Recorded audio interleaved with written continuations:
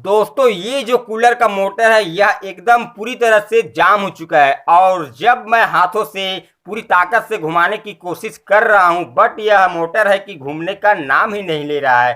तो दोस्तों इस वीडियो में मैं आप लोगों को बताने वाला हूं कि अगर आपका भी कूलर का मोटर इस तरह से जाम हो जाए तो आप उसे खुद से कैसे ठीक कर सकते हैं और इसके साथ साथ कूलर मोटर का इस तरह से जाम होने के दो कारण भी बताने वाला हूं जिसे जानना आपके लिए बेहद जरूरी है क्योंकि कूलर फैन का यूज तो लगभग हम सभी के घरों में किया जाता है। तो नमस्कार दोस्तों, मेरा नाम है अमर और आप देख रहे हैं हमारा यूट्यूब चैनल इलेक्ट्रिकल सर्च। तो चलिए दोस्तों वीडियो को स्टार्ट कर ही लेते हैं।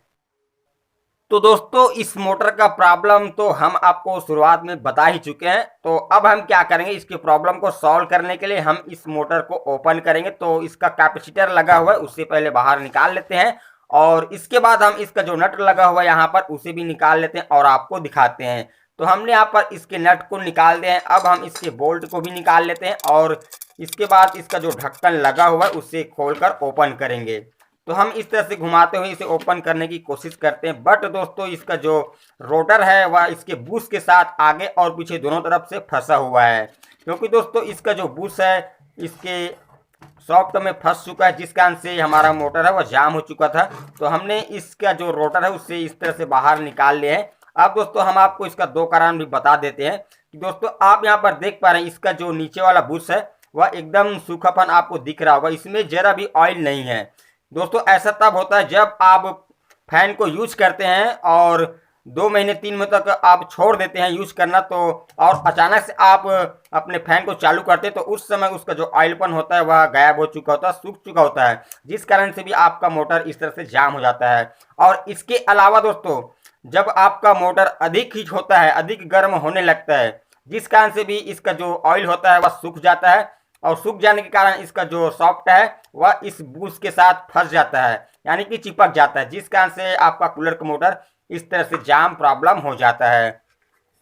तो दोस्तों अब हम इसका जो रोटर यहाँ ऊपर वाले ढक्कन के साथ फंसा हुआ है उसे निकालने की कोशिश करेंगे बट यह आसानी से नहीं निकल रहा है।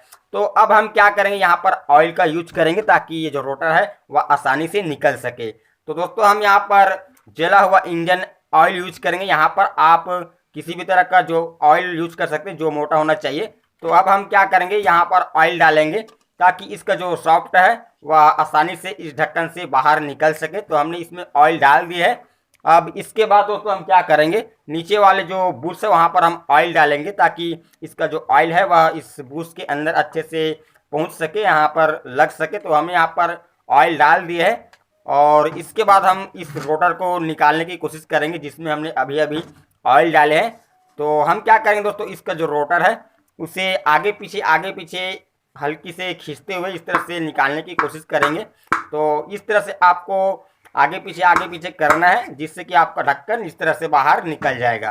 तो इस तरह से इसका जो ऊपर वाला ढक्कन है बाहर निकल चुका है। अब इसका सॉफ्ट है उसे आप देख सकते हैं, इसकी इतने जो ऑयल था वह चिपक चुका था यहाँ पर। इसमें भी आप देख सकते हैं इसमें ऑयल का इसमें नाम ही नहीं है। इसमें जो ऑयल था दोस्तों वह सूख चुका था और सूखने का कारण हम आपको बता चुके हैं कि अगर आप फैन को यूज करते हैं और 1 महीने 2 महीने 3 महीने ऐसे कुछ ज़्यादा दिनों तक बंद करके मतलब आप उसका यूज नहीं करते हैं तो उस कंडीशन में भी आपका मोटर का जो ऑयल होता है वह सूख जाता है, जिस कारण से भी आपका मोटर इस तरह से जाम हो जाता है। तो आपको क्या करना है, इस सॉफ्ट को इसके बुश के अंदर ले लेना है और गोल गोल इस तरह से घुमाना है ताकि इसका जो बुश चिपक चुका होगा वह आपका लचकदार हो जाएगा, यानी कि जब हम इसको फिटिंग करेंगे तो हम इसको सेट करने में आसानी होगा। तो हम यहाँ पर दोबारा ऑयल का यूज कर लिए हैं। अब इसके बाद इसका जो रोटर है उसके ऊपर एक वाइसर लगा हुआ था तो हम वहाँ पर वाइसर को लगा लेते हैं और यहाँ पर ऑयल डालेंगे इस तरह से। अब इसके बाद दोस्तों हम क्या करेंगे, इस रोटर का जो नीचे वाला हिस्सा है वहाँ पर भी ऑयल डालेंगे। तो हम इस वाले बुश में भी ऑयल डाल लेते हैं अच्छे से और इसके बाद जो नीचे वाला ये सिरा है सॉफ्ट का वहाँ पर आप देख सकते हैं कितना रूखापन आपको दिखाई दे रहा होगा। तो हम यहाँ पर ऑयल इस तरह से डाल लेते हैं जिससे कि क्या होगा, यहाँ पर ऑयलीपन हो जाएगा। तो हम इसका जो वाइसर है उसे भी यहाँ पर लगा लेते हैं और वाइसर को लगाने के बाद भी दोस्तों आपको यहाँ पर ऑयल का यूज करना है।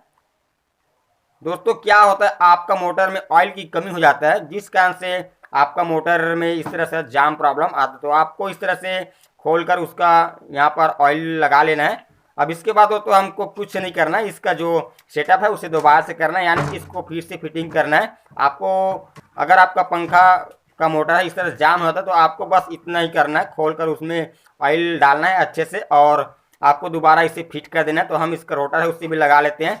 तो दोस्तों हम इसे फिट कर लेंगे और उसके बाद आपको दिखाएंगे। तो दोस्तों हमने यहाँ पर फिट कर लिए हैं, बट दोस्तों हमारा काम अभी पूरा नहीं हुआ है। हमने इसका जो नट है उसे ढीला ही लगाया है, आपको यहाँ पर सेट करने की ज़रूरत और है।